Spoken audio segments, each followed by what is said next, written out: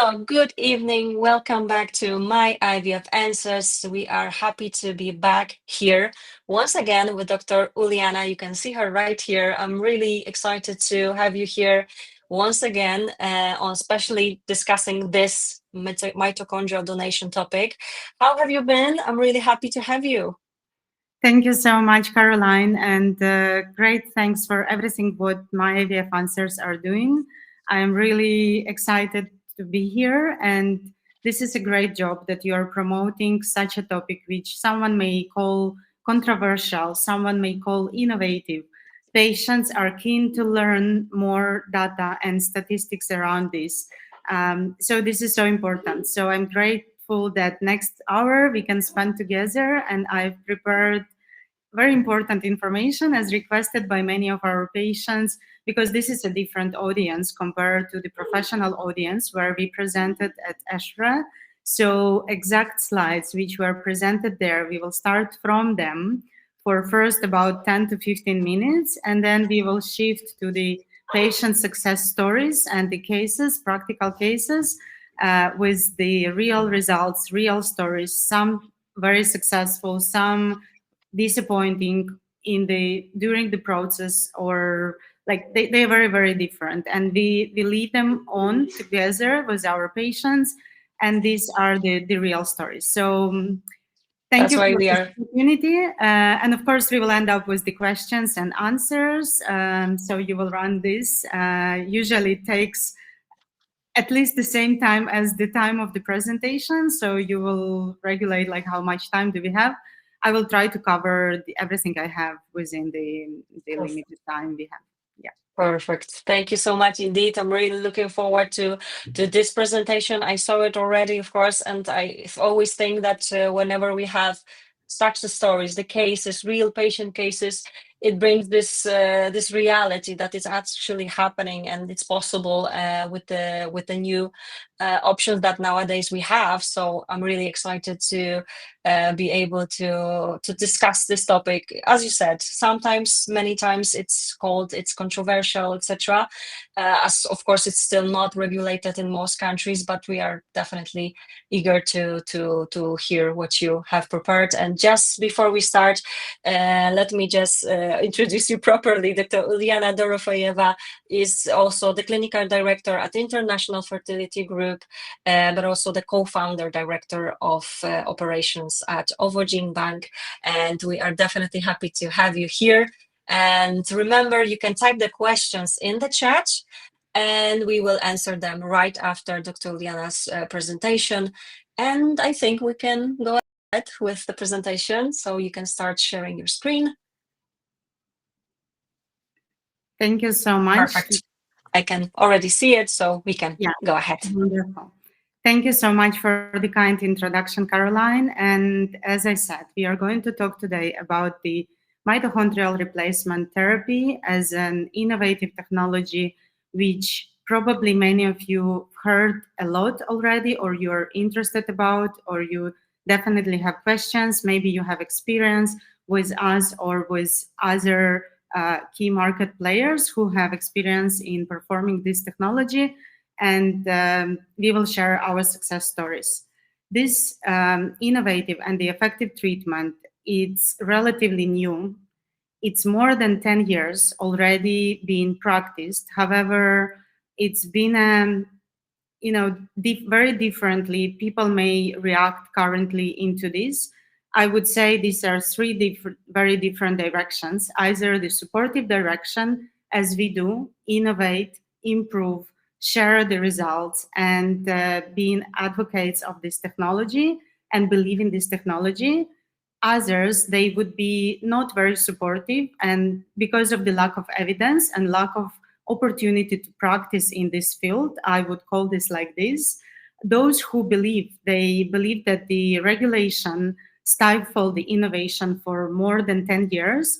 And probably you've heard just recently about the publication from the Newcastle following many years of the London clinic experience, which is a very regulated environment, because someone may say these treatments are performed in non-regulated environment. However, I can truly tell you that there is no non-regulated environment.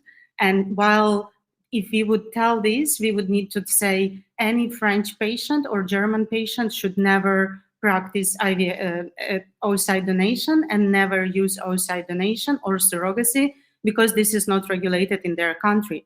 But if we are talking about patient rules and the reproductive autonomy and the freedom, there is always a right to be a biological parent as long as patient is able to produce her own biological material.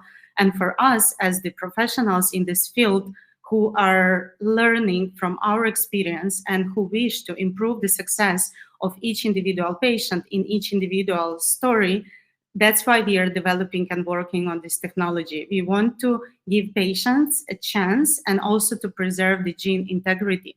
And talking about gene integrity, this is something what we inherit to our new generation. Being involved so many years in the oocyte donation, I always questioned what will be the future of the oocyte donation. So I believe that it will be still here, it will be around the field, but it will shift somehow, and we will be able to generate a new knowledge about the intracellular environment, what is changing while we are aging, and how we can, if we are not talking about mitochondrial diseases, which are as an initial point on the regulatory environment, talking about which treatments or for which categories of the treatments this treatment needs to be performed, but also for the patient population who are struggling to have successful IVF treatment. So this technology is exactly for this, for patients who is reading and learning about their rules and about their potential and want to try an innovation, because overall IVF treatment is less than 50 years old in practice. So we cannot tell that for regular IVF treatment, we have already all the long-lasting IVF outcomes. So this is same for the any other technology, which is just starting to develop. As we are for a long time in this field, so as for a group, our first mitochondrial replacement treatment was performed 7 years ago after practicing on many cells as the somatic transfer cells, and then many donor eggs and the embryos for the reconstructive technologies, thousands of those eggs, in order to practice and to make as an excellent technology as it's working right now. So this is the first time when the European Society of Human Reproduction and the Embryology accepted the oral publication on the very big scene on the conference where more than 12,000 reproductive professionals from all over the world are attending.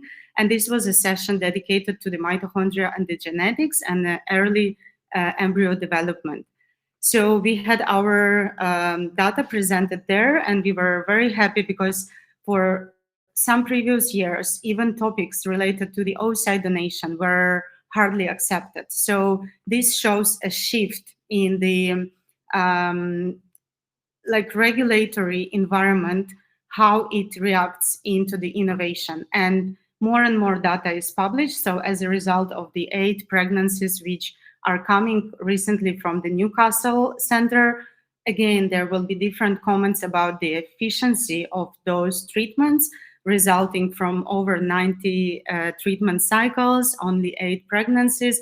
However, it all comes from the years of practice or the number of cycles performed, because definitely this technology is operator dependent, protocol dependent, and you need a perfect skill as well as the perfect lab in order to be successful in this treatment.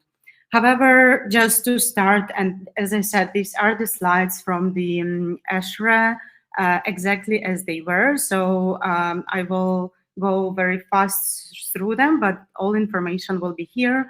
So we started our presentation with the fact that currently there are many studies which are focused on the intracellular environment and different mechanisms while predicting and willing to improve outcomes for the individual cycle success for each individual patient. And the role of the mitochondria is already proven. However, the role of also intracellular environment is discussed on every big meeting. So we definitely know that the oocyte serves as the environment where fertilization is happening and embryo is developing, using the energy and the potential as the molecular and the metabolic potential of the cell, which is an oocyte cell. And it needs to support this development for over 5 days and generate proper conditions. So while these conditions can be different, we are learning that advanced maternal age is the main cause of the impaired outcomes, as the majority of the embryos are getting, as a result, abnormally as genetically tested. So high level of the aneuploidy and the significant loss of the mitochondrial DNA on accumulation of the effective mitochondrial DNA is effective oxidative phosphorylation. This is the specific process which is very important for the further development and negatively impacting the proper completion of the meiosis, fertilization, and the early pre-implantation embryo development. So during these stages of the development, embryo is getting ready for the process of the further implantation, as well as the embryo aneuploidy increases with maternal age as a result of the errors in meiotic division, first and second, and these mitotic errors during early embryonic cleavage division may occur also as a result of the mosaic blastocyst formation. So in order to prove this, we performed the comparison between mitochondrial DNA numbers, like a quantification, for the embryos which were genetically normal and abnormal through the analysis of the trophectoderm biopsy. So when we do the biopsy, when we do genetic testing, PGTA testing, genetic laboratory where we do this testing, they also perform the quantification analysis of the mitochondrial DNA. And the results showed that the mitochondrial DNA levels were associated with the presence of the chromosomal errors, indicating the correlation between the mitochondrial DNA quantification and the chromosomal abnormalities. As well, we compared the morphokinetic characteristics of embryos with respect to their mitochondrial DNA content in different developmental stages. And as a result, we saw that the mitochondrial DNA's level were significantly lower in embryos from advanced maternal age group patients compared to those who are younger. So here we compared embryos from young patient population compared to patients over 40 years old. And we saw the difference in the mitochondrial DNA level. For our study, we included 49 patients. So this is a selected group of the patients who clinically had indications for the mitochondrial replacement treatment. They were all with low morphology of their oocyte quality, with previous total or partial fertilization failure. So they either had no fertilization or very low fertilization and never generated blastocysts in their previous multiple IVF cycles, and the multiple number was minimum 5 and more. And we compared the results of the MRT and the PNT, because this is also a very critical question or important question from the patient. Which treatment is better? As the mitochondrial treatment technology, we have 2 different technologies, and which we would say is better. So after we identify the spindle, and for this we need a specific microscope with the fluorescent lights. So this is not something what is performed normally in every laboratory after we are collecting patient oocytes. Then we remove the spindle from the intending mother egg and we transfer it into the enucleated donor egg. And then the intending mother egg is discarded as just the environment, as the membrane and the cytoplasm. And the resulted oocyte from the donor contains the intending mother nuclear DNA and the donor's oocyte environment as the total environment which supports the development, which provides energy and provides all the necessarily molecular and the metabolic structures which are needed for the further cellular development of the embryo. And this egg is then fertilized with the intended father sperm. Another treatment which is very similar and is performed just 16 hours later on the next day after fertilization is called pronuclear transfer. So for this treatment, we are fertilizing both donor and the patient oocyte. And after we see 2 pronuclei from each of individual, female and male, we transfer those pronuclei as we did in the maternal spindle transfer, and the resulted zygote is further developing in the embryo. We were also discussing the reagents for diffusion and so-called karyoplast process. For the professional society, this is very important because this part of the it's a heart of the procedure as well as the micromanipulation technique. So which we are using and how effective they are and how they are preventing different potential risks associated with this technology. And as well as the crucial for the success of this treatment, as we just discussed, that different groups may publish different outcomes in terms of this technology being used. So part of this success, this is equality and the selection of the donor oocytes, because they are essential for the success of the mitochondrial donation treatment. They are playing as an environment and they have a huge impact. So our selection, as we have ability to choose donors with the proven fertility, those who have extended carrier screening, and the most important, excellent previous efficiency outcomes, because they are all young and healthy individuals, but they may have individual efficiency. One donor may have 20 to 30% blastocysts created, but another will have 70 to 80 and more blastocysts created. And this is not changing with cycle to cycle. This is just their regular performance. So those proven donors are chosen carefully for this technique. As we are not using nuclear DNA from the donor, there is no need to select a donor strictly for patient characteristics. But what is important that the fresh donor oocytes are always used for this technique. And patient material, they can be either fresh or frozen. So these are graphs which I will try to explain in the more simple way. So we did the comparison between the MST and the PNT, and they were performed with the different statistical methods.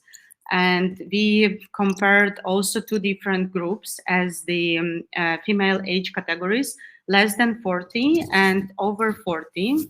On the outcomes as fertilization rate, you can see it on left, and the day 3 embryo per fertilized, percentage of day 3 created embryos, and the blastocyst per fertilized oocyte. We didn't find any statistical significant difference between the MST and the PNT group on the number of the oocytes retrieved, number of the fertilized oocytes, day 3 count, and the number of blastocysts. Like the number of retrieved oocytes, they were not included here because we just divided this in more similar groups. But between the fertilization, day 3, and the blastocysts, there were no significant difference.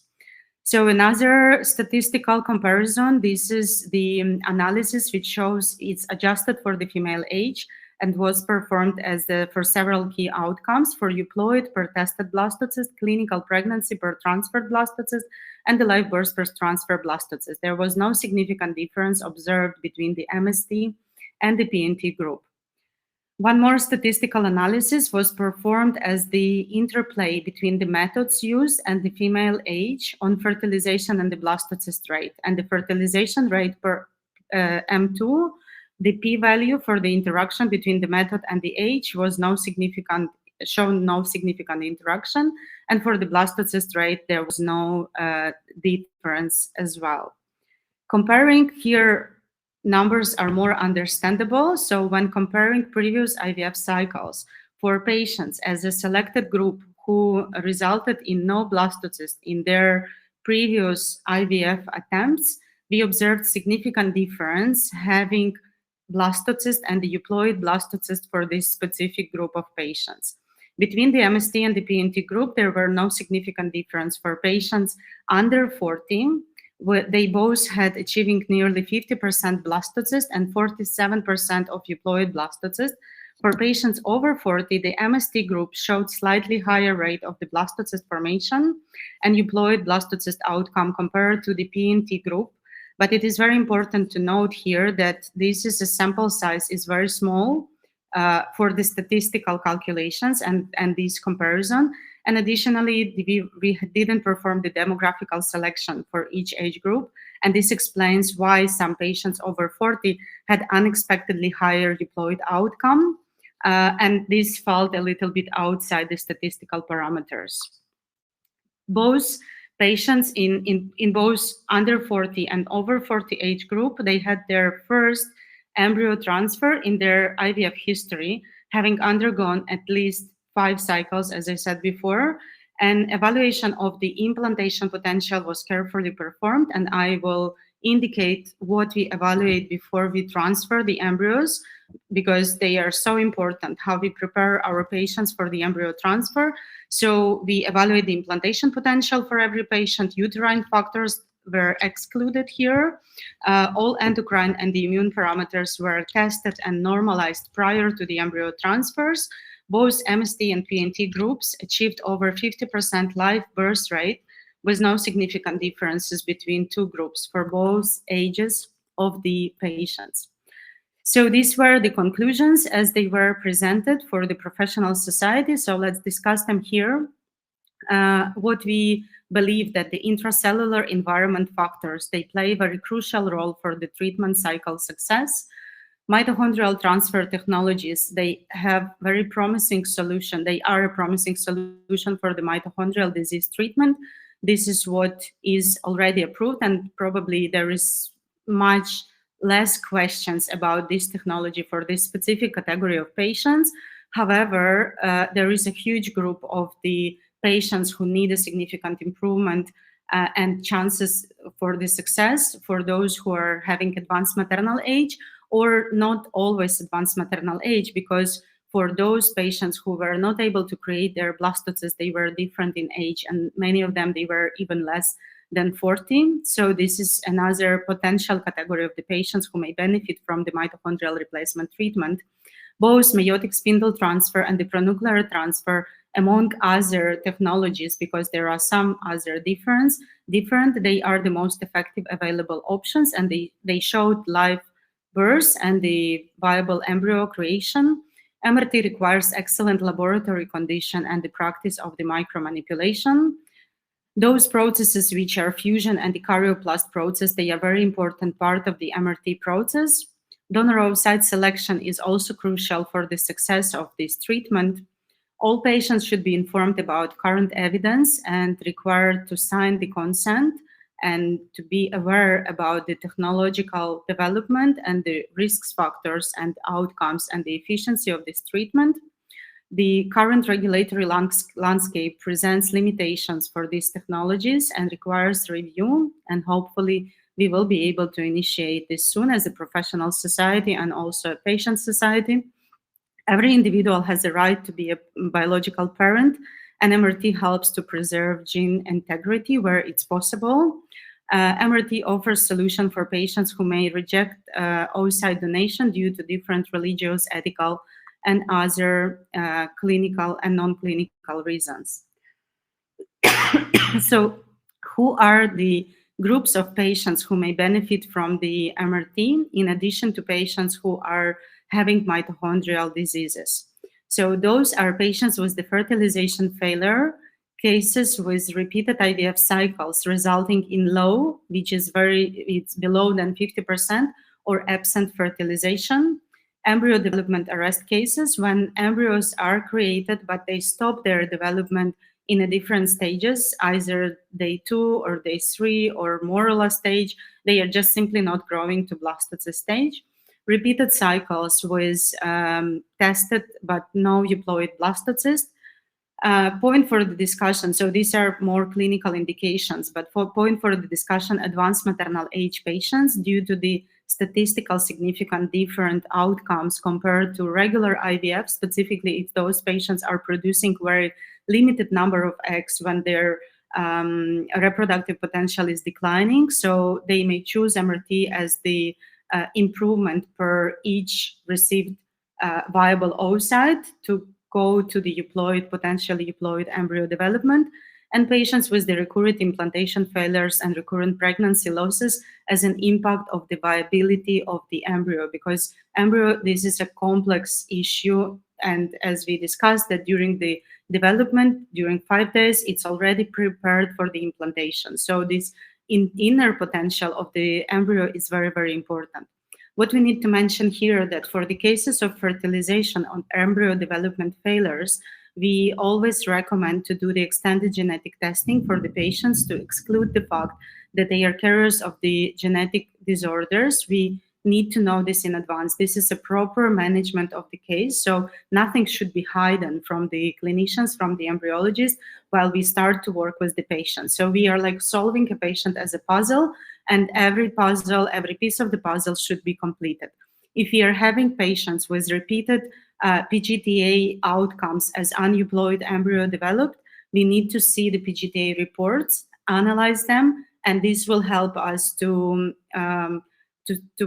create for patient individual probability in terms of the outcome and the success rate of this treatment, as well as a detailed anamnesis, including their history and the previous attempts, as the stimulation, dosage, medications, details, hormones, endocrine, metabolic, immune status prior to the embryo transfer. So as this treatment is not short, sometimes it's short, sometimes it's very, very long. So I will share the cases also with the respect of time, because as for me, this is very important time to pregnancy since we start the journey. So we need to mention here that we need to go through several main milestones of the MRT treatment, and depending on patient characteristics, the basic patient characteristics, we may stop on each, like on the several stages here.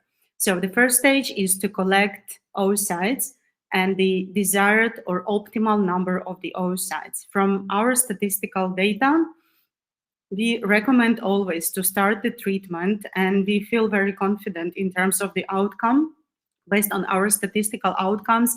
If we have 4 oocytes to result in at least 1 euploid embryo. However, here we need to mention the parameters of the sperm. They also will play the role. So that's why this will be still very individualized. Then, and depending on the patient categories and patient age and the parameters as the ovarian reserve, hormones, and the overall status, we sometimes, and now it's more and more frequently, we are having multiple cycle of the accumulated oocytes before we will proceed to the whole treatment as the mitochondrial replacement treatment. While preparing to this presentation, I analyzed our data. It takes time. That's why sometimes now we can answer these questions. So I was very happy to see that for the cycles which we had in 2022, this is when we like, as I said, we are practicing this technology already for 7 years, but around 3 to 4 years ago, we started to having already our initial outcomes and improving the technology, we started to promote this technology. So 2022, this was the first year when we had relatively higher number of patients compared to the previous periods. But when I analyzed those patients, I was very happy to see that all those patients who started with us in 2022 already have at least 1 baby born in their family. And since that time, we have already 1 family who has 3 kids. It's not 3 one by one, but 1 was a twin pregnancy and another is a very small baby boy, and several patients who have 2 kids in their families, 1 by 1. But this category of the patients, again, I will show further the age range. It was different from our current category. And that's why now I'm saying that depending on the patient characteristics, we may either stop here for some period of time, targeting desired number of the oocytes, or we can initiate the treatment immediately just with 1 single egg retrieval cycle, and then to move further.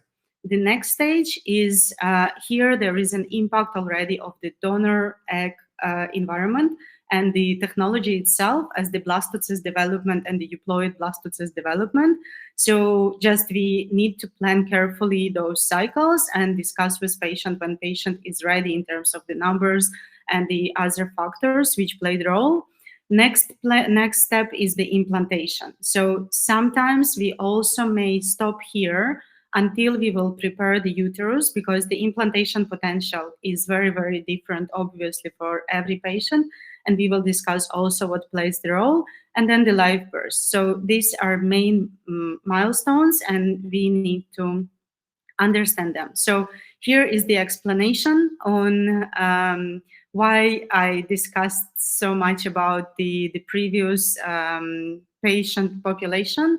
So our average patient age in 2022 was 39.2, while every year the patients who started with us, who started treatment, not those who completed the treatment, because specifically since 2024 and 2025, it will be much longer period of time since we started the treatment until we completed the treatment. But next year, the patient age, average patient age was 41.4. In 2024, 43.1, and for the first half of 2025, our average age of our patients is 45.6. So this is very challenging, sometimes very challenging cohort of patients. However, we are not giving up. It's a teamwork between us as the professionals and the patients, and we still have very encouraging and the great results, which I'm going to show you. But this is just to understand how the potential of this treatment is shifting towards to the fact that this was a treatment initially for younger population of patients, and it still is, with good amount of the oocytes, just with issue related to the embryo development, and shifting to the patients with more advanced maternal age, where treatment can be longer, but still it ends up with the successful outcome. So just to compare how long can be the journey, our fastest success was from the consultation, since we first met a patient until the transfer and the pregnancy confirmed, was as fast as 8 weeks. This was a relatively young patient. She is 39 because she's currently still pregnant, second shifting to third trimester. But this was very great result, completing one egg retrieval, immediately MRT, and in the next cycle, embryo transfer and the positive pregnancy test. And the longest journey so far is currently 31 months, patient with the multiple cumulative cycles. She has already one MRT completed, resulted with 2 euploid embryos, but patient, because she wants, her target is at least like 2 babies, healthy babies born. So that's why she's completing one more round of the MRT cycle, and she's accumulating more eggs for her next round. Patient is over 45.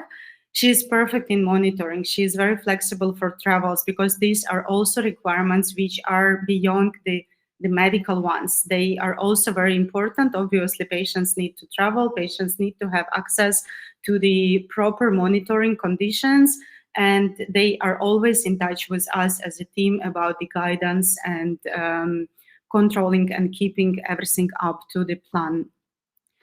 So individual patient stories, let's start from here. I have 10 of them. They are all very, very different. It was very hard to select. I was selecting those which I believe will be very interesting for our patients, but also some where something was not very easy and where we needed for the specific solutions. So first patient is a patient of 42 with the 𝐼MH045 nanogram. She had many pregnancy losses, relatively, it's a preserved, for us, it's a very good reserve when we see 0.4, but it already considered to be as a low ovarian reserve, low embryo quality, and repeated IVF failures. In 2024, we had one single IVF stimulated cycle, resulted with 4 major oocytes. 2 blastocysts of good grades were created, and we performed PGTA and resulted in 1 euploid embryo. Because of her multiple unsuccessful previous attempts, she had medical indications for this surrogacy. And in July 2024, we transferred 1 euploid healthy, beautiful embryo to the gestational surrogate. And shortly afterward, it confirmed the fetal heartbeat and successfully developed pregnancy. Relatively recently, in February 2025, the surrogate delivered a healthy boy. And this patient already contacted us very recently, willing to start 1 more round of the stimulation. Obviously, it will be a year after, so we would target multiple egg retrieval cycles to accumulate, but the target would be again 4 or 5 oocytes for 1 euploid, and she believes that the success will be there with the proper surrogacy treatment. Another patient had multiple rounds and never received blastocyst. At age of 44, we met, and currently she has 7 healthy embryos at her, now she's 42. So this patient, she has preserved reserve as for her age. The IMH is good as 2.63. However, she is the one showing hypothalamic pituitary gonadal axis not very proper response with the high FSH, and that's why we started stimulation with FSH over 20, and it was over 120 before the trigger, but we were able to retrieve multiple eggs, 7 oocytes in the first cycle, and she had 2 rounds of the MRT treatment, 9 oocytes in her second cycle. So poor oocyte quality most likely was associated with the high level of the FSH. Embryos were, on her previous treatments, embryos were always fragmented by day 2-3 and then stopped developing. Sperm morphology was also not excellent. So in the cycles we performed for these patients, from 7 oocytes, 7 mature oocytes, 5 developed into day 5 blastocyst, and 3 embryos tested as euploid. And this is the example of very, not, because patients very often ask, how is it the guarantee that what will be my euploidity rate and how it's different from cycle to cycle? It is different from cycle to cycle and depending on the oocytes and the embryos which patient has. So in the second cycle, we retrieved 9 oocytes, 4 blastocysts were created and 4 tested genetically as normal. So here we can see 100% euploidity rate as well. This is not statistical, but this is happening for specific patient population. The transfer was performed in January 2024, and the beautiful baby girl was delivered in term. And patient also contacted us for the second transfer to be planned very soon, and she obviously has more euploid embryos to transfer further. Another story, patient of 37 years old with very low IMH. So this is actually, we may call this as a diminished ovarian reserve. And her IVF history started in 2011. So these are many, many years of multiple failed attempts. So over 10 IVF cycles in different countries, with consistent absence of the successful outcomes. It was also very, very short in terms of the conversion from initiating the cycle to the result. In July 2024, we had initial consultation, and in August, immediately next cycle, we started to monitor a patient's cycle development. It was a very mild stimulation because we had 1 to 2 antral follicle count with IMH 0.18, and we retrieved 1 mature oocyte, performed 𝐃𝐨𝐧'𝐭, and freeze the zygote. In September, in our next group, a patient decided to proceed with this single embryo because she was already so tired from the previous stimulation outcomes, and she decided also to have oocyte donation as her second option. So we performed MRT for her single zygote and also added 7 donor eggs, which were fertilized and cultured in a different dish in the same incubator, and we followed the development together for these embryos. In October, so we resulted in one euploid embryo coming from this single oocyte and multiple euploids from the donor. So she preserved the donor embryos as well. But in October, she came for the transfer, and we transferred and confirmed biochemical and the clinical pregnancy. Very recently in 2025, we were happy to receive pictures and videos and a lot of messages from the healthy baby boy. Very motivating case in terms of the clinical experience. Another patient with 5 IVF rounds, failed transfers, and very long waiting for the successful result. Also very complicated in terms of the clinical implication for the implantation potential. So let's go through this. Patient before meeting with us had 5 IVF cycles. She was a very good responder. I think that we started with her, she was 43.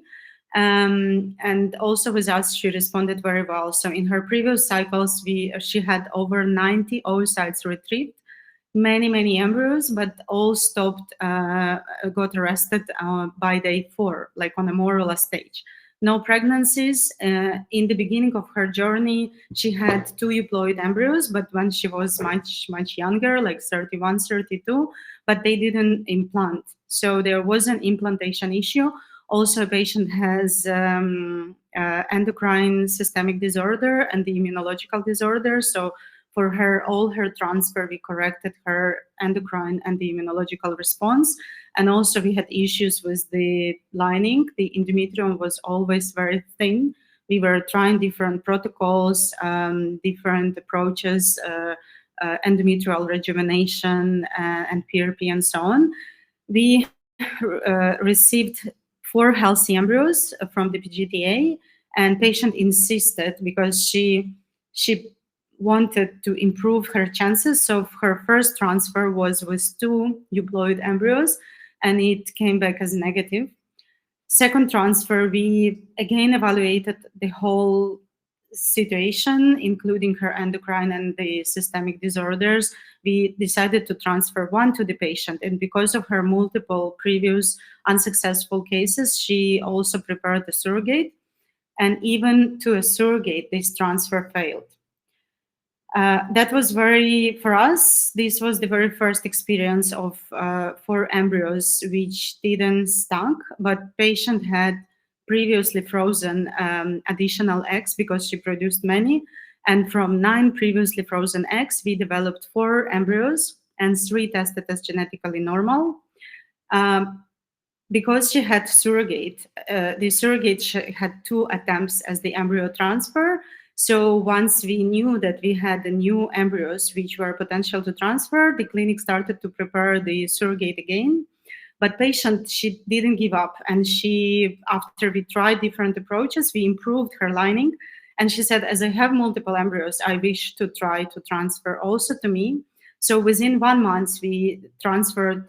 In Ukraine, we transferred to the surrogate, and in Albania, we transferred to the patient, and they are both pregnant. Now it's 3rd trimester, so very soon we are just waiting to receive the information about 2 more live births in our project. So also very personal history. All our histories are very personal.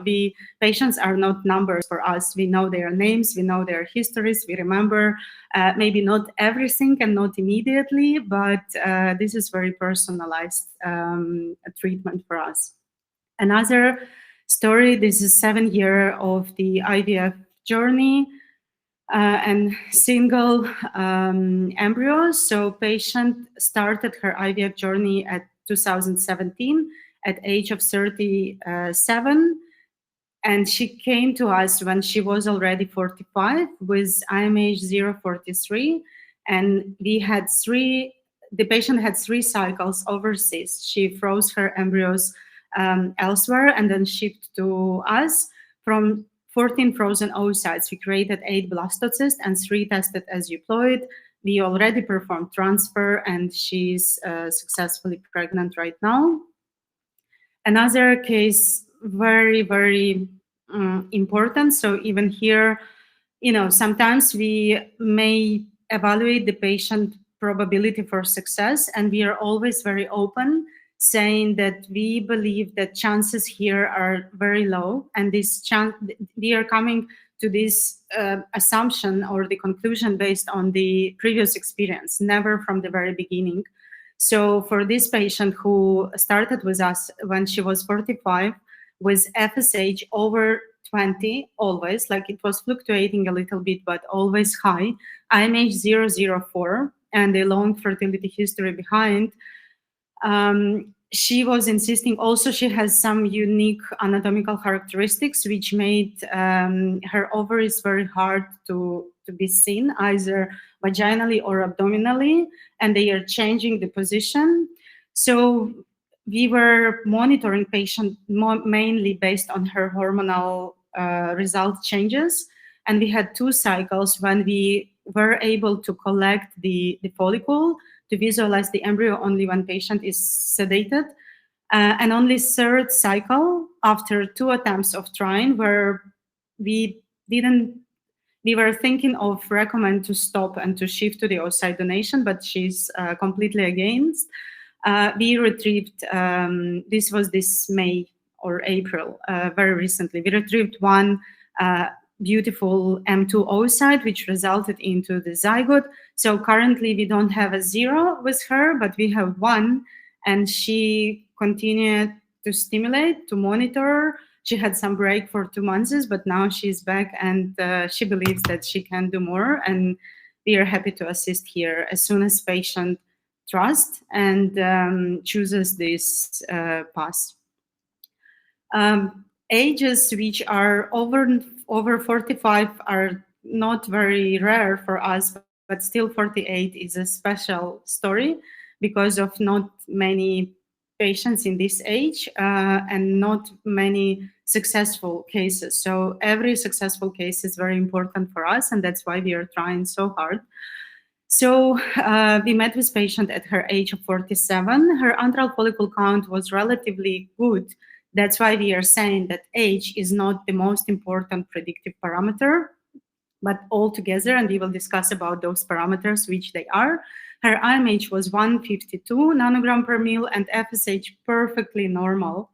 We performed 3 cumulative cycles and collected in those 3 cycles 7 zygotes, cultured 4 embryos, and received 50% of euploid embryos.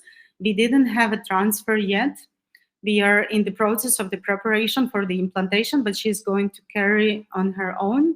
And as I said, this is one of all our cases are very important, but this is one of also important. But her implantation potential is very, very high, very potential. So we believe everything will be very successful.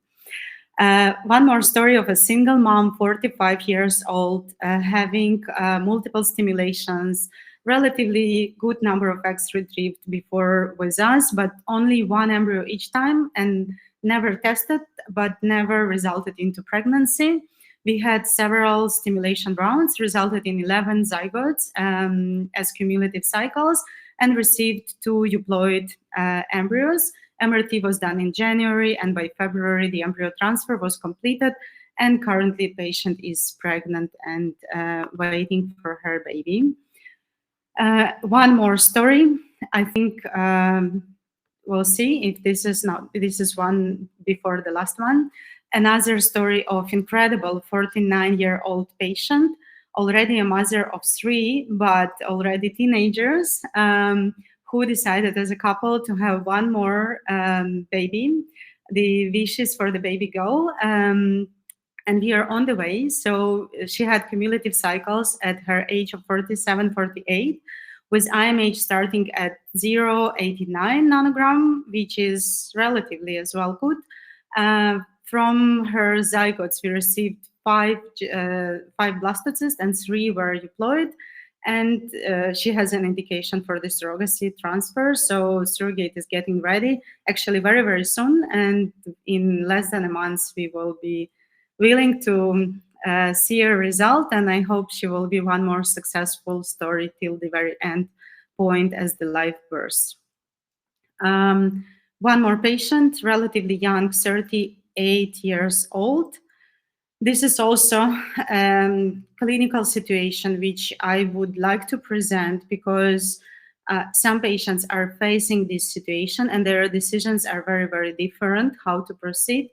So she knew she's a diminished ovarian reserve as she had previous IVF attempts and never resulted with more than a single egg, and many cycles were even with empty follicles or GV stage oocyte. IMH 011, FSH over 20. A year she started with us, she couldn't come very frequently. So this is again, this flexibility, it comes, depends from the patient. And this is a great opportunity if patient can do this, if she can prioritize this treatment in this specific time when she declines her fertility and patient needs a multiple cycles. But this patient was limited in this option. So we had one zygote created in very first round, and then we had almost a year delay before she came back for the another cycle, and it resulted in one more zygote. So having two zygotes, we discussed with the patient what will be the next plan. Patient didn't want to have more cycles, and actually her situation got worse between this last year. So we had two zygotes, and patient agreed for using the donor oocytes, and we fertilized as well both here. So we had one euploid embryo from her own two zygotes and three embryos created from donor eggs and two euploid embryos. We prepared very carefully her endometrium. We checked all the uterine environment, timing, immune system. We used the support. Everything was perfectly aligned. We transferred her own genetically related embryo post-MRT, and it resulted with no pregnancy. 2 months later, patients made decision that they will transfer their donor embryos, and she is successfully pregnant now, also third trimester. I believe that was not an easy decision, but she did her best, and we all did in terms of try the last chance, and this chance was high to be successful. But even though it was not, patient didn't step down, and she decided to continue to have her completed family.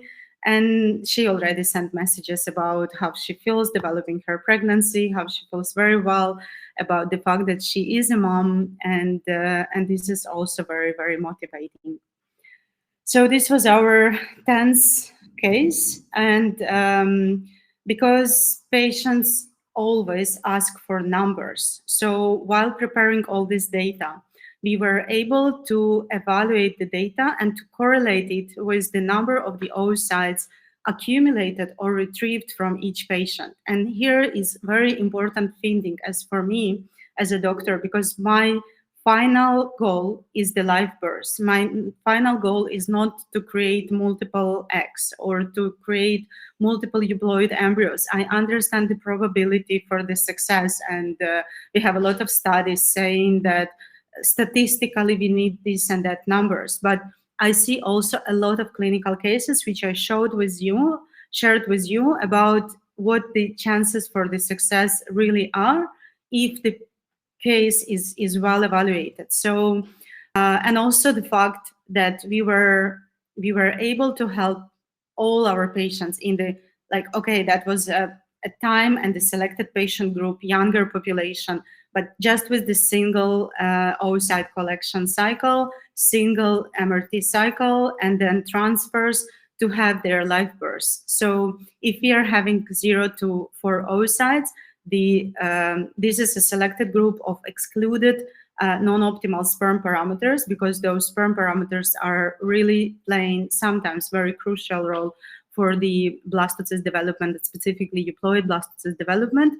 But from our data, which we analyzed by now, 0 to 4 oocytes, we were able to receive 119 euploid embryo as average, 5 to 8, 195. So of course, this is average. It can be 1, 2, 3, or even 4, but average data, this is like sometimes patients were asking, because until now we were using this statistical parameter, which we had as 64% of average euploid blastocyst rate for all age group, for all cases of until 2025. So we calculated this data until cases started in 2025.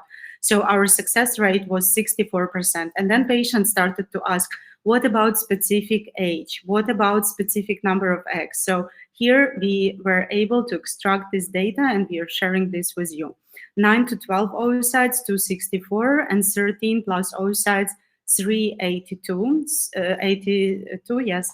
So for this category, the last category, the variability between euploid embryos is the highest, meaning many factors are playing the role in terms of the percentage of euploid blastocysts when we are having multiple eggs, and we need to correlate this with the patient characteristics like patient history, quality, her metabolic status, endocrine status, quality of the eggs, and so on. So I promise that we will discuss the individual predictive markers of the success as for the ovarian response, because this is a very common question from the patients. And always we are starting from the age. But what I can say for sure, that age is not the most important predictive marker.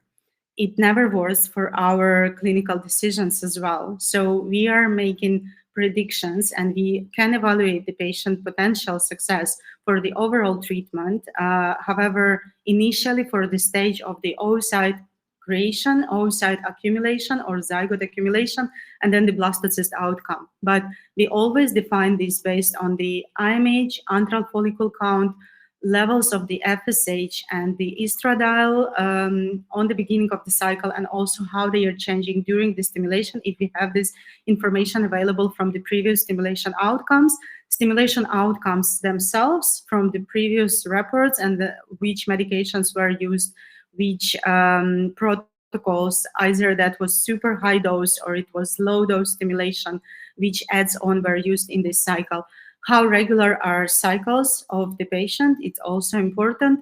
And the fact if they were having patient had ovarian rejuvenation experience and how they follow their outcomes. Ovarian rejuvenation is very common now in different countries. Again, this is another question for the regulatory environment and the perspectives, but ovaries react differently after ovarian rejuvenation and if there were no interactions. So we also need to take this into account. The individual predictive markers for success for the implantation, they are different. They may look very complicated because there are many of them, but there is nothing what is less or more important. And these are uterine abnormalities and the endometrial abnormalities, adenomyomas and the endometriosis, thin endometrium or adhesions or history of this, endometrial structure and thickness, cellular status of the endometrium, chronic endometritis markers, receptivity markers, previous implantations, if any, how long ago, how developed, and the pregnancy history, endocrine patient status, autoimmune status, and the chronic or systemic disease history. Everything is very, very important. So time is also crucial, and for each individual patient, we need to evaluate it specifically. In our team, we are taking care about each of patient, and we believe that the true luxury is an access to the innovative, effective, and the professional solution, and also the experience of being heard by someone who understands and genuinely cares. This is what we try to do. Not every patient, not at every moment can be totally satisfied, and this correlates with the outcomes and the results. But if we trust each other and if we have a teamwork, we are always making decisions for a patient in order to bring it to the best outcome possible and the success together. It's important for us to bring trust, intimacy, and the strength to every decision of the patients. To conclude, we are always for the personalized approach.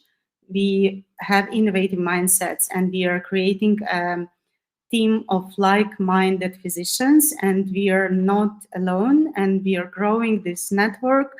And I'm very happy to get to know people and professionals in our field who are located in the different countries, but who are having the same visions and they are like-minded. And I believe that this technology as an innovation will be proven very soon, and we will be able to bring this to the level of the regular care, understanding the intracellular potential and the aging factors. And as we go deeper into the cell, we understand the potential, and we are willing to innovate, and we are willing to bring one more step before we will recommend oocyte donation. It's always possible, and I'm always telling this. I've been recommending oocyte donation as the only option for so long and for so many patients that I'm happy to tell now that we have an alternative.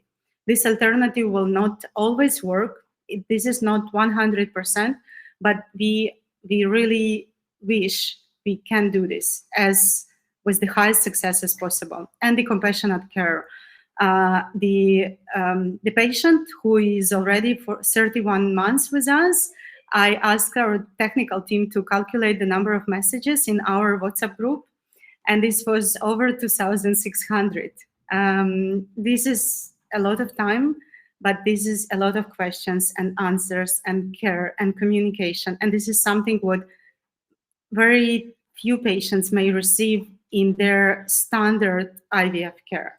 So this is something what goes beyond the potential, because those patients who are all as a fingerprint, they can benefit only with the individualization in their approach and the professional guidance to navigate them through their fertility journey.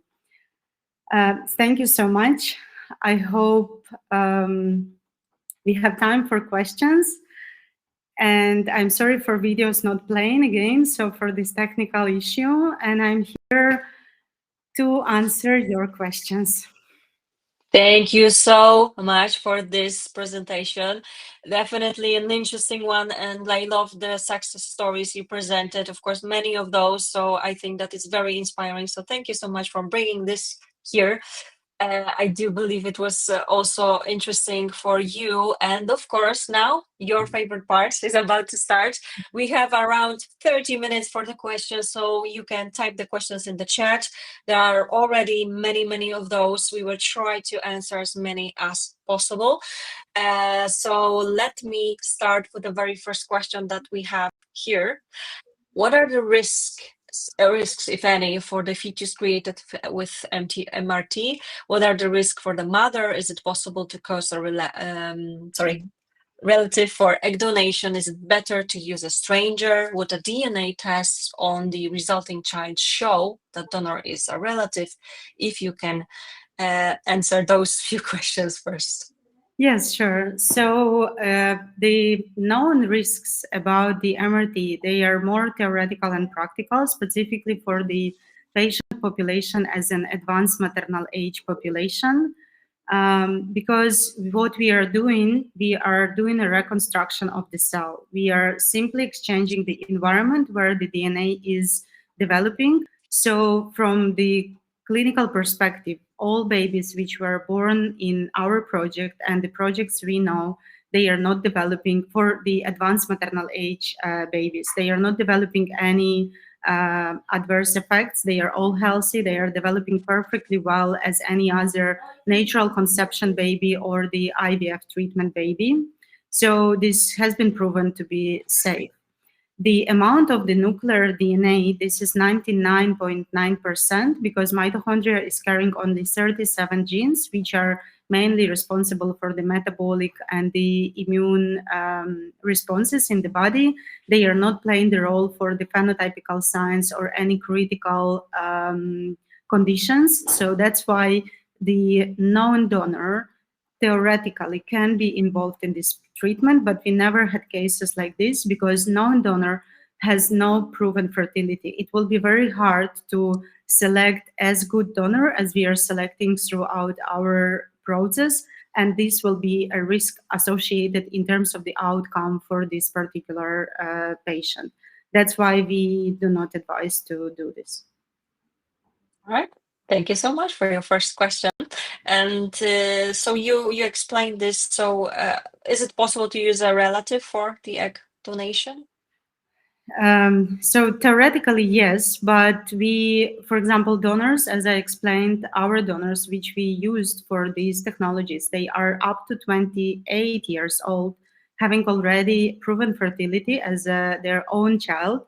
And we know their morphological status of their oocytes and their performance in terms of the IVF cycle outcome. So if we will be able to learn these predictive parameters from the individual who is going to be a donor, we may perform this treatment, but we never had case like this. And this, of course, can be discussed, but we will not be able to place the same expectations in terms of the cycle outcomes doing this technology for these two unknown individuals as a patient and her relative being her mitochondrial donation donor. Mhm. Okay, thank you for explaining. This is very crucial information, I believe, for you. Thank you so much. There are some questions in regards to AMH, the details about AMH and whether it might be actually helpful. Let's have a look at this one, for example. Will this procedure help a person who is 43, AMH is low, around 0.4 to 0.1? You showed us already that and produce 2-3 eggs each during each retrieval. Yes, so this is a perfect candidate for the mitochondrial replacement treatment, taking into account that there is already an advanced maternal age, which is statistically related, like correlates with the very low probability of the natural conception or even IVF cycle successful outcome. What we would discuss with such patient, we would say that maybe we would recommend several cycles as accumulated cycles, resulting 2-3 eggs every cycle. And then just to think about probability, we will evaluate her implantation potential and discuss of how many euploid embryos we would recommend having for successful further journey. So if usually IMH correlates with the numbers, it's not always work 100% as a predictive model, but if we are having IMH 0.1, we expect to generate one healthy viable egg in this cycle. If we are having 0.4, we have a potential to create 4 eggs in this round. Just this will depend on every cycle because every cycle will have cycle variability and also on the stimulation protocol. But we would try to choose the protocol and work on the optimization in order to maximize the number of eggs. But this patient would be recommended to have multiple cycles, accumulate more eggs, and then run the MRT as the whole treatment. Okay, thank you so much. And I will show you the next one here as well. How many egg collection do you think it would take to find a euploid at age 46? And the AMH is actually 1.6. So very great question, because IMH 1.6, also I would like to, because we have picomoles and we have nanograms and they are different. So if we are talking here about nanograms, which will be very high IMH, so we would expect to receive over 7-8 oocytes, but we need to correlate also with the antral follicle count and with the FSH, because for such categories of the patient, as we've seen in one of the cases, we may have these shifted hormonal parameters where we see one parameter does not correspond to another parameter, and then this can impact the receptivity of the follicles in terms of their response to the IVF cycles. But definitely we would recommend to have, like, time is crucial. If patient wishes for the IVF treatment and further implantation and the live birth, I would definitely suggest to run a cycle and to freeze her biological materials even before she chooses how to use them further, because vitrification method currently is very safe method to preserve the fertility. And for us as a clinicians, I'm saying, because also we are talking a lot about fertility preservation, and there is a topic discussing how till what age can I freeze my eggs? So my answer is always until you have them, because current technologies are very effective for the future potential successful treatment. And vitrification is very safe technology if it's done properly. So this is the way to preserve fertility at any age. And if there is a will to become a parent one day, when you just think about this, just start to make actions. Perfect. Thank you so much. And there was actually a question which I'm trying to find. Just give me a second on in regards to the fresh or frozen eggs. Sorry, just give me a second. Yeah. I don't see it exactly right now, but that's okay. I will show you the next one, which is also an interesting one, and we will come back to this one.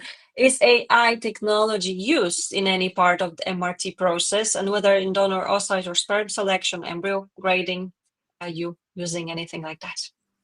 Yes, we use for each step of the embryo development as or for the gamete selection, the AI technology.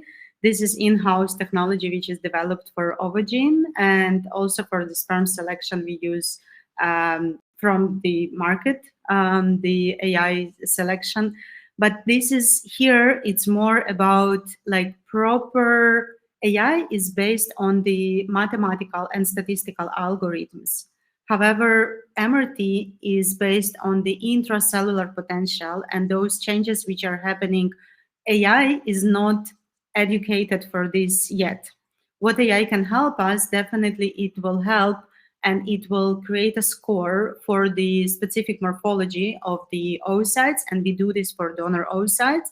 For patient oocyte, we will not do AI grading, because what if, and for majority of them, we will see them graded as yellow or red, like very low score. But what is important for us in these biological materials, this is the inner structure.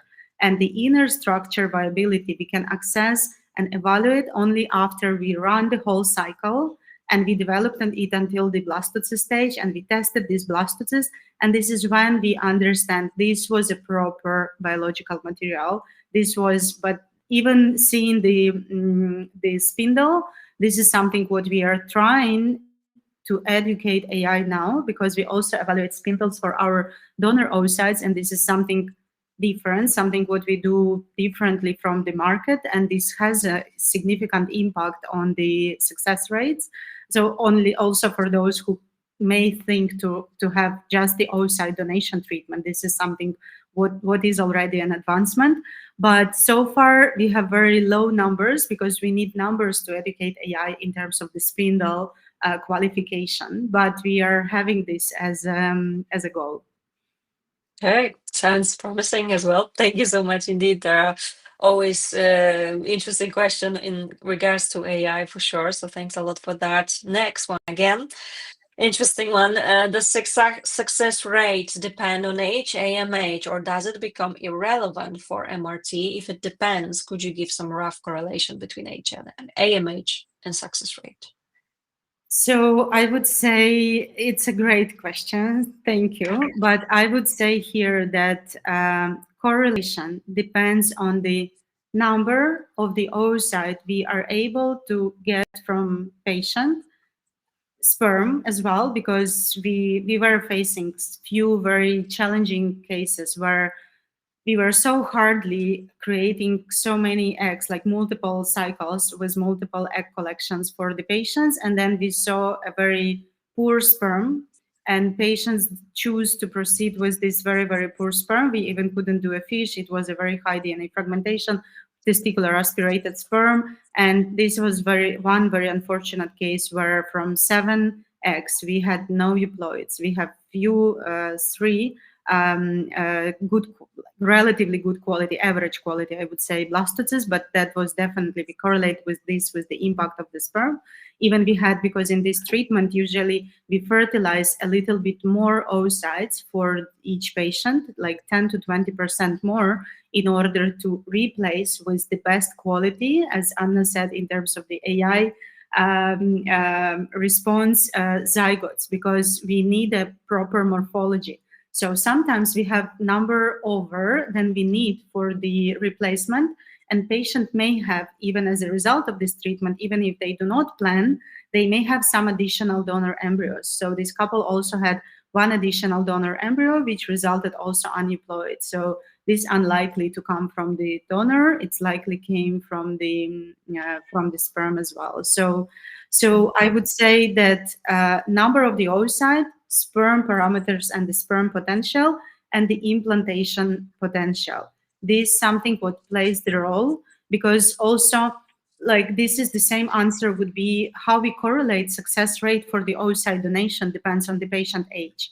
There is no correlation. If we are able to create healthy euploid embryo using oocyte donation and then transfer this to whatever age patient is, because we know we can restore the endometrial function and the implantation potential for very late ages for women. Unfortunately, we are just learning how to restore ovarian function or how to preserve it or how to take care about this. But this is another another point. So I would say that that yes, it correlates with the number of eggs, quality of sperm, relatively, but still yes, it is important, and the implantation parameter, and it doesn't correlate with age or IMH or anything else. Okay, thank you so much. Great question indeed. Thank you for answering that. All right, next question that we've got here. If the embryo has been manipulated, would PGTA still be reliable? Since it is 3-person DNA involved, what transfer protocol should be adjusted, and should patient go under immunological testing regardless? So the embryo has been reconstructed and the PGTA, but this is not, it's not a deficiency, it's just a replacement. So still this embryo has 24 pairs of the chromosomes, and this is something what we are going to test and what we recommend to test, because obviously this treatment, this is not gene editing. So if we are having genetic condition as an abnormality coming from the nuclear DNA, this treatment cannot treat this condition, but we can impact all other genetic disorders, as majority of the mosaicism and other conditions which are not nuclear related. So that's why we want to be sure first about safety of this technology, and secondly about safety of the process for the patients, because transferring euploid embryos, we reduce significantly the risk of the miscarriage, and we increase significantly the probability of the implantation. There is a lot of discussion. I understand the question is around different laboratories, reliability of the PGTA testing. We have very advanced genetic laboratory which are running 2 different platforms for the PGTA testing, and then they have a human as an expert who is evaluating the reading from the embryo. It's for majority of the mistakes, it can be related to the fact that there is a machine result which is brought just by the machine, and there can be mistakes related to the, for example, external DNA. Some DNA of the embryologist can be there, and it may show some improper reading, and as a fact, it may show abnormal embryo outcome. So we trust the reliability of our genetic testing. That's why we recommend to test all the embryos before we transfer them. It improves the chances, and it brings also safety to this technology. Okay, and what about the testing, immunological testing? For the implantation potential. So this embryo is not different compared to any other embryo, because genetically this embryo will be related to the mother and to the father. So any embryo which we are transferring, once we are transferring immunologically incompatible embryo, which has 50% of sperm in there, we have a specific immunological reaction, and we believe in the immunological infertility, and we have in our team immunologists, like reproductive immunologists and expert in our field. She is just great. This is her field. She's doing this for years. I always consult, I send patients, like I'm not wishing to be an expert in everything, but for the field of the immunology, I truly believe I've been using immunological protocols, including IVIG, intralipid steroids, and different specific approaches for years. And I've seen many patients who were referred for surrogacy, but once we introduced proper immunological support, they were successfully pregnant. So all this, around 30% of unexplained infertility will shift to the immunological infertility or immunological issues if we may properly test this. and properly evaluate and support this in terms of the solutions given, because they are. So patients should be tested for the immune system response. And if needed, we would recommend the immune protocol to be introduced to this patient, but not because of the MRT embryo, but because of her immune status response. Our immune system is protecting us. And obviously, until age of 40s, we've been facing a lot of viruses, bacteria, vaccines, environmental factors. So our immune system is responding to all of this. And quite often it may be very highly reactive. And if it's very highly reactive, it will be reacting into the embryo, who is partially only immunologically related to us, and it can recognize it as a foreigner. So if specific patient needs this support, we will definitely introduce this as a part of the success for the implantation.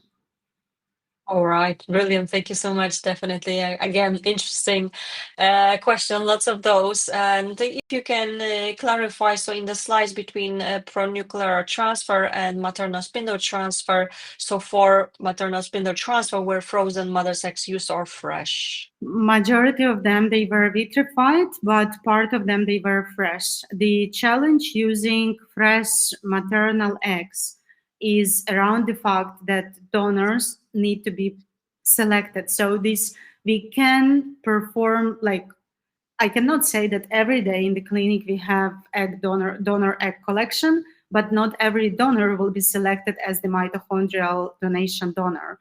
That's why we time these donors for the fresh egg retrieval when we are planning the group of patients. We may try to time the patients as well, but majority of patients, because of their individual responses, will not be responding as we expect them to be. 70% yes, if we do it all in time with the proper monitoring, but this doesn't depend on us. This is biology.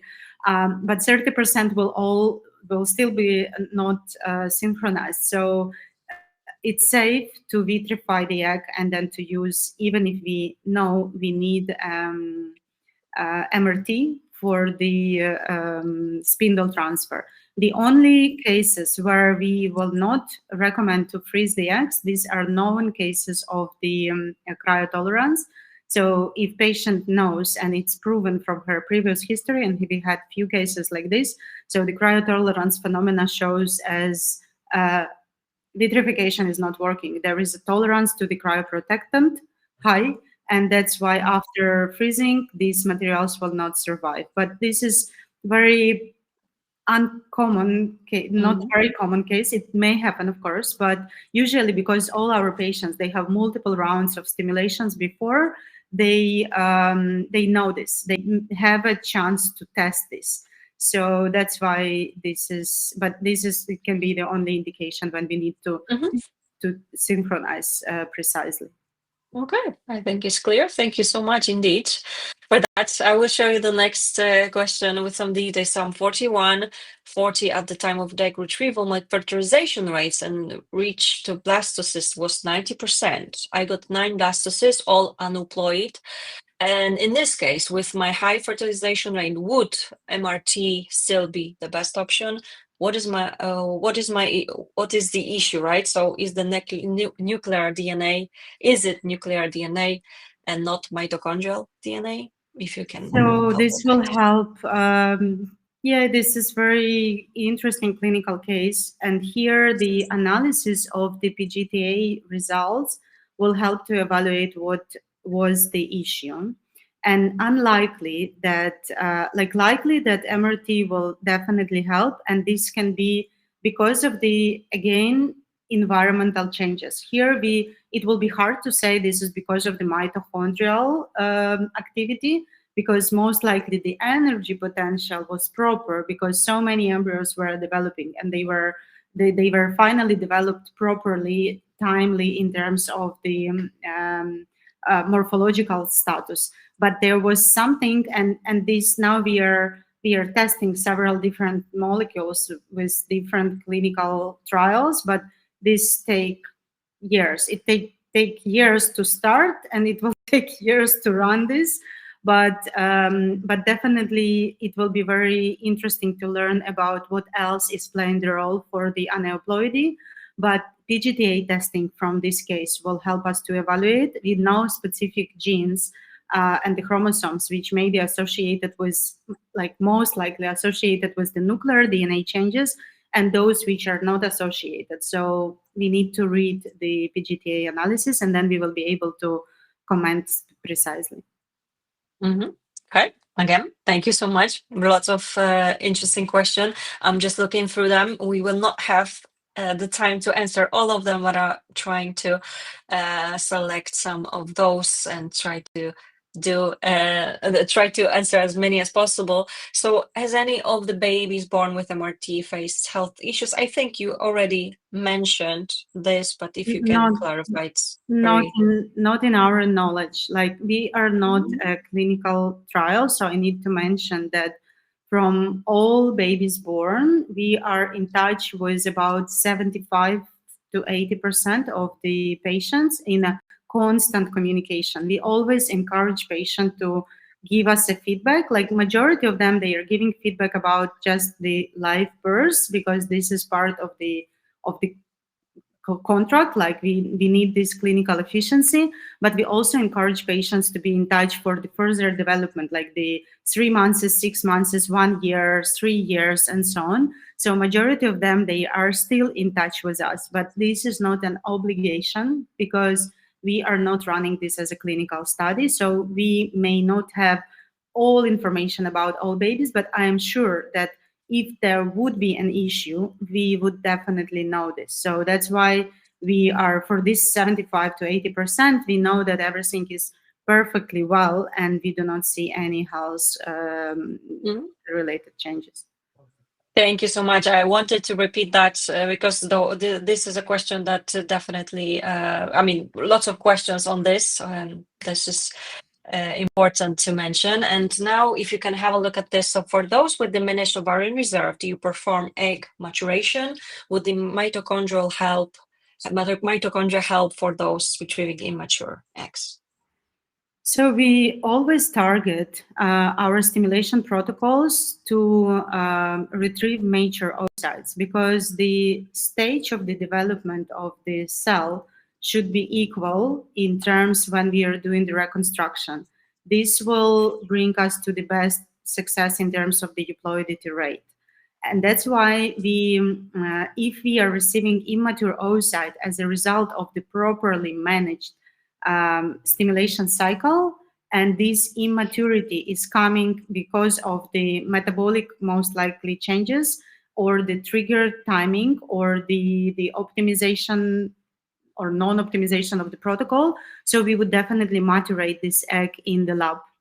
And for many cases, for currently we are having 78% of M1 shifting to M2 as the IVM process. And we have 34% of GVs shifting to M1 and to M2 and being properly fertilized. So because GVs, M1s, they are like in majority of cases, they would need few hours just to get maturated in the proper culture medias. If they are not getting maturated, we need to understand that there is something what we call cytoplasmic and the nuclear maturation. So if there is a question on the cytoplasmic maturation, this is easy to be solved. But if this is a question to the nuclear maturation, the external environment will not help to maturate this. And those embryos, those eggs will not result into the euploid embryos anyway. So we need to target healthy mature oocyte, and we do this with our protocols and the controlled ovarian stimulation. If we will receive immature, we will do our best to maturate them, but it depends on their inner cell potential if they will get maturated and they will result to the successful embryo development or not. All right, again, thank you so much for yet another explanation. And now I will again show you next question. Is MRT a numbers game? The more eggs, the higher success rate, or is there another factor that impacts the success of the MRT cycle?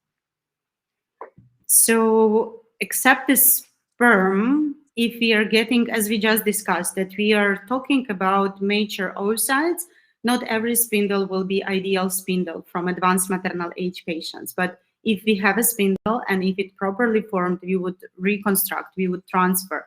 If this is a zygote, which is properly fertilized zygote, we will also reconstruct. So we will be able to evaluate, as we said, only in the end of the story of the further development.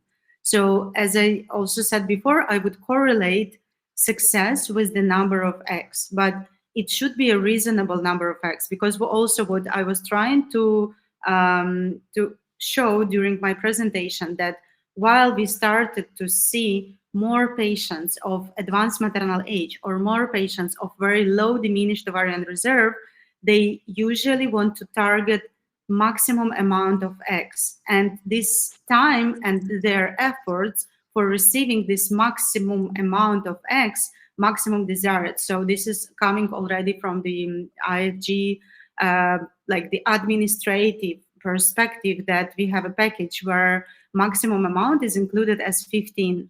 So recently, many patients, they are trying their best to maximize their numbers up to 15. However, from our clinical experience and from the data presented, while we already have multiple eggs, sometimes even 4 is enough, but I understand the probabilities. So I would say 6, 8, 10 is very reasonable number for this age category and for this category of the patients to proceed with the further process and to target next step. And the next step is the implantation potential, because the final outcome is the live birth. So number is important, but we need to understand when we need to stop and move further.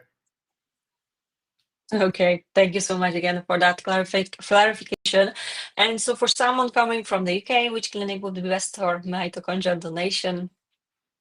So because of the regulatory perspective in the UK, there is a licensed clinic, which you, I believe, all know, as in Newcastle, and they are performing treatment, as I know, like I'm not involved there, but for the mitochondrial disease carriers.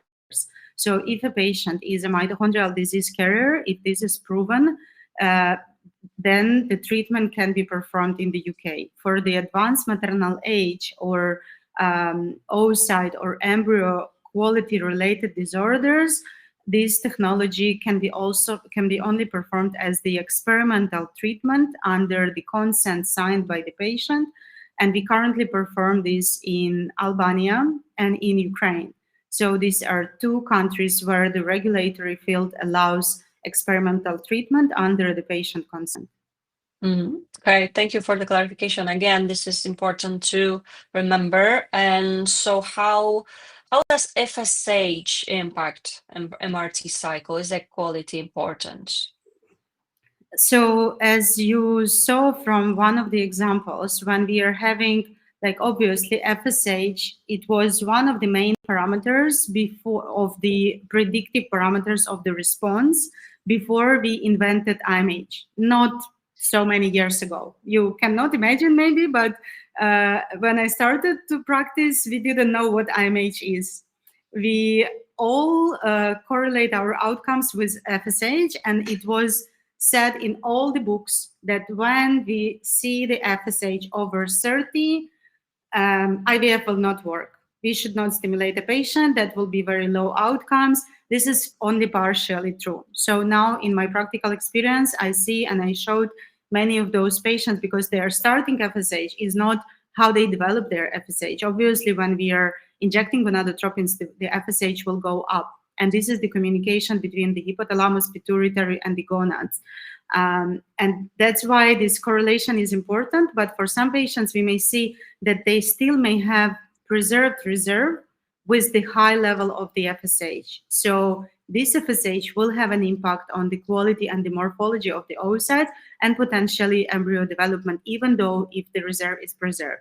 If the reserve is very low and the FSH is very high, this is already a very combination of very low prognostic markers. So those patients will be very challenging in terms of their cycle response, in terms of their ovarian stimulation, and the potential of producing viable egg. So not only FSH, but FSH in the combination with IMH and the antral follicle count, and also together with the regularity of the cycles.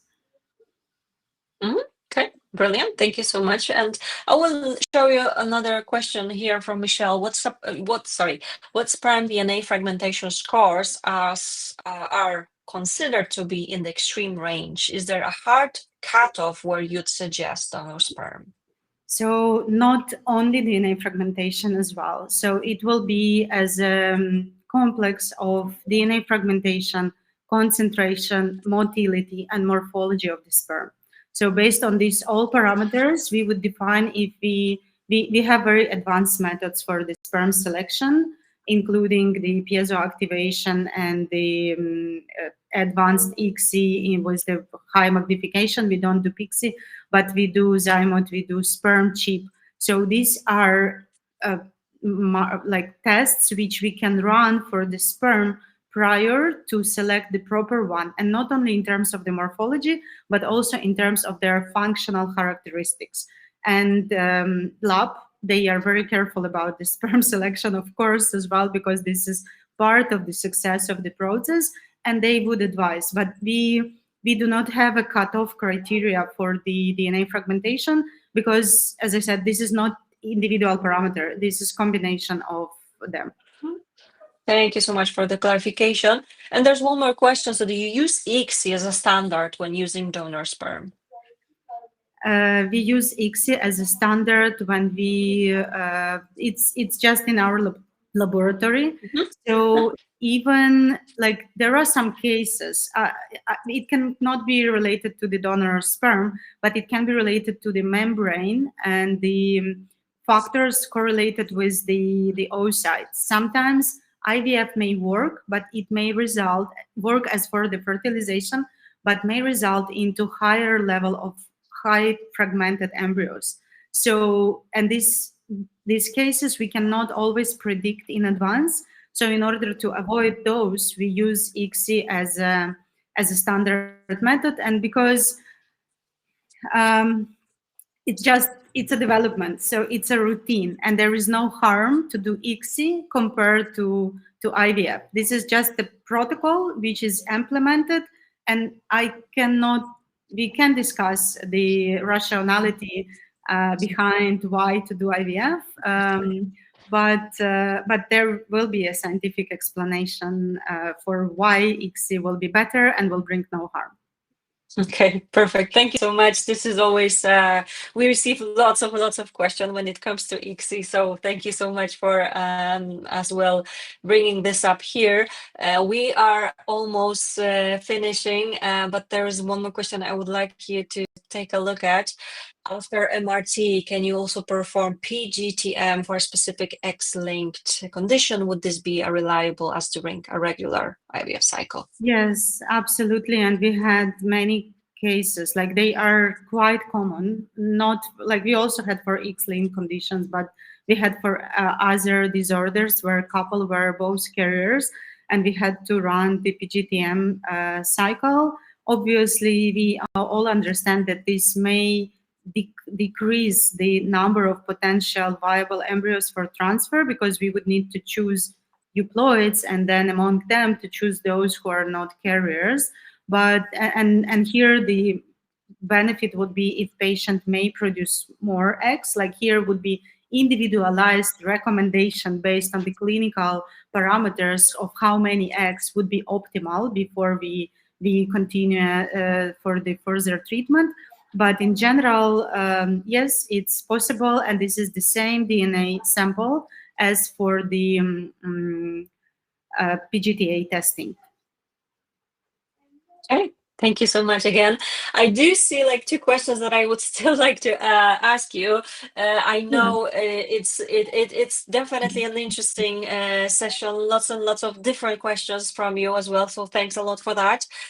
So basically, I would like to ask you, is in your experience, this is the question that we received just now, for the cases where a live birth wasn't achieved after all processes, what do you see as the main cause?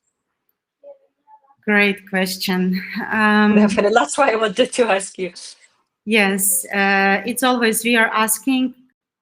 I am asking me the same question for all those cases where we either ovulated prematurely, or we received no eggs, or we received very low follicular oocyte index, or because these are all disappointing points for both. Like, patients think it's disappointing only for them, but this is not true. That also for the clinical team. From one side, this is clinical case which we want to resolve, but from another side, we are thinking why we couldn't prevent this, and could we prevent this or no. So I cannot say that all our transfers work. And I remember specifically one patient who got lost with our contact after two euploid embryo transferred after MRT, and they were both not successful. She was prepared very well. She did, like, she had uterine factors and also systemic factors, or also immunological disorder. But during these two, and she has no more embryos. She cannot, I don't know what will be her future. Like, maybe in other clinics, many patients are lost, but for us, we try to keep in touch, and we try to offer another solution, as you have seen from our presentation, that if we MRT is not the last choice. The last choice can be the oocyte donation. Implantation failure is not the last choice. Last choice can be surrogacy, but we need to still try to answer the questions what will be related with these implantation failures. Sometimes we have predictions, and those predictions can be related, as I said. So you can go through the slides. It's as maximum as we do, and we do all this in advance. But even we do this all in advance, we have a patient population over, like, as I showed, over 43. So, and our implantation rate is over 50%. It's higher. The clinical live birth rate is over 50%, but still it's lower than 100%. And we want to be in 100%. So what will be the most common? We would never transfer if we see that the endometrium is not optimal. We would rather cancel the cycle and we'll start over again until, if we see that something is disturbing this preparation. It may happen like this. Systemic disorders like immune system, it's still quite a black box. We cannot always understand what's going on there. For majority of cases, yes, but I believe that the testing which we do, they can be way more detailed, but we cannot do them all in advance because they are very expensive and they are not always needed. So they need to be as part of the recommendation. For the MRT transfers, we do majority of the most important ones, so we still do not do all possible, but those which should be included, we have them. Systemic disorders like the endocrine parameters, sometimes the TSH cannot be regulated, and even though the patient is on the hormonal replacement, after transfer it goes up to 4, 5, 8, and so on. So this is something despite of having the medication. So we are trying to control all what can be related. Chronic diseases as a systemic diseases like the rheumatoid arthritis, systemic immune disorders, but not only related with the NK cell levels. They can also play the role. Metabolic disorders. Sometimes we can associate the factors having no implantation with those disorders, and sometimes we cannot even evaluate them prior to the unsuccessful transfer, but they are initiated. They were like silent, and then we start to see them after. So we may also correlate these both together. But solution, as I said, is a third-party reproduction. It's not always a first choice, like never the first choice, only for the critical medical absolute indications. But for others, we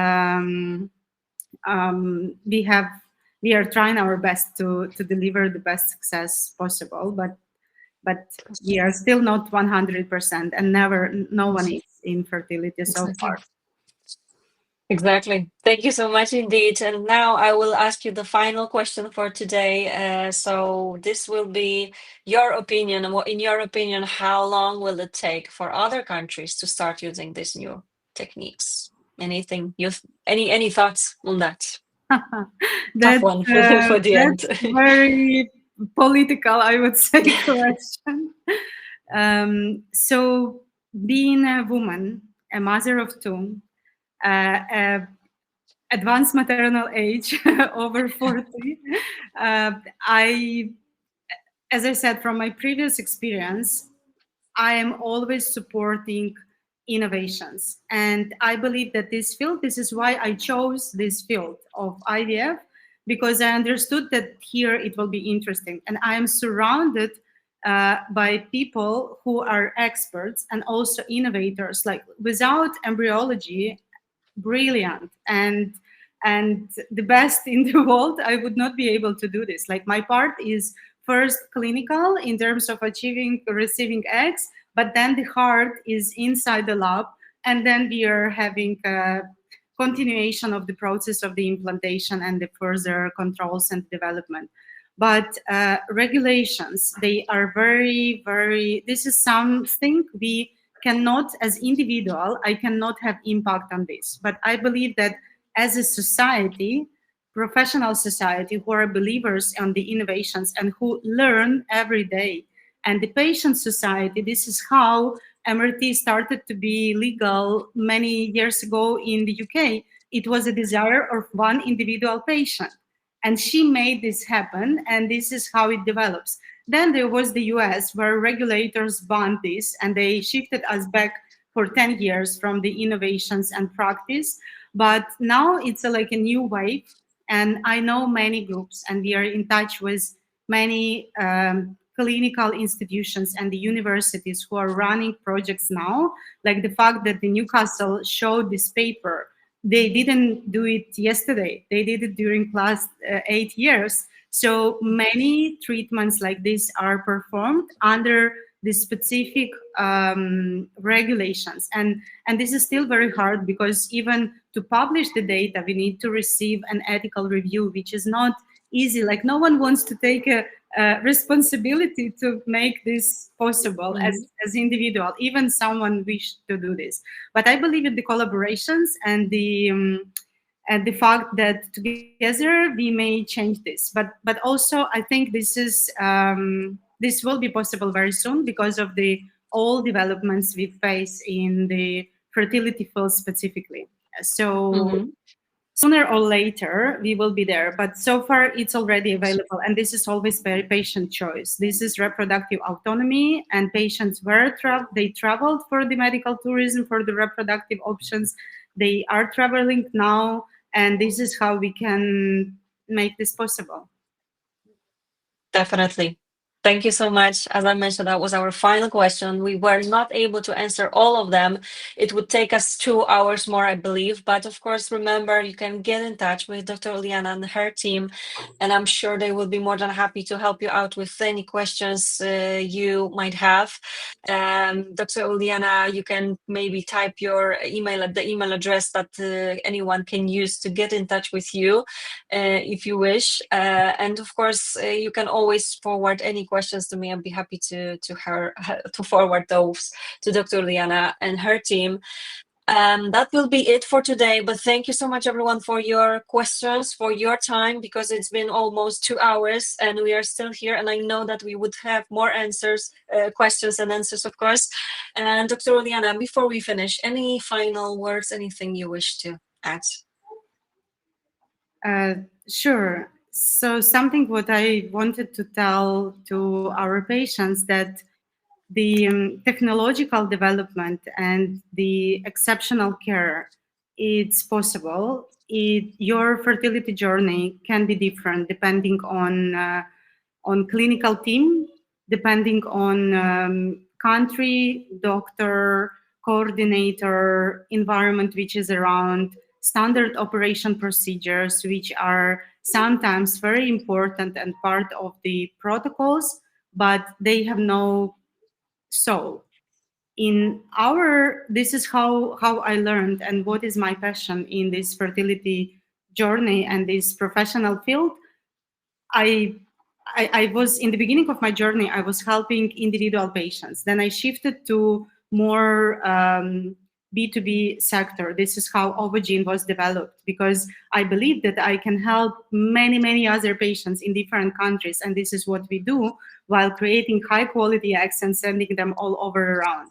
But once we develop this innovative technology as the mitochondrial replacement treatment, this is my motivation. I want more people to know about this and to try this before they move to the very last option as the oocyte donation. And this is the way to preserve, as I said, gene integrity and to have biologically related child, which even having two, I froze my eggs last year because those patients motivated me in their 44, 45, 48. I love kids. I would love to have more. I just need to organize everything around. And that's why this is my bank for the future, my oocyte bank, my personal oocyte bank.